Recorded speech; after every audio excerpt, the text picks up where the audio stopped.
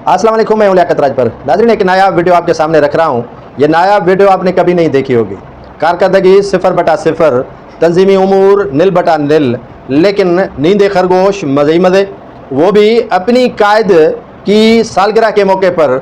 अब आप पूछेंगे कि किसकी बात हो रही है? जाहिर सी बात है, जिनकी कायद होगी, जिनकी सिंध में हुकूमत होगी और सूबाई सदर होगा, उस बड़ी जमात का, लेकिन नींद खरगोश से नहीं उठ रहे। लाड़काना में शायद तकरीब हो रही है मोहतरमा शहीद बेनज़ीर भुट्टो की सालगिरह की।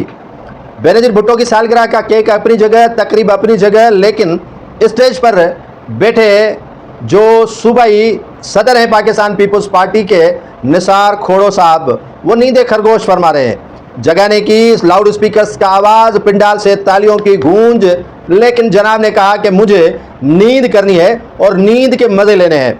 सालगिरह होती रहेगी लेकिन मेरी नींद ख़राब नहीं करना। ऐसे तो बादशाह भी नहीं करते। मज़दूरों को शायद नींद आती होगी, लेकिन इतनी बड़ी जिम्मेदारी की कुर्सी पर बैठा शख्स अब ममर हो गया है।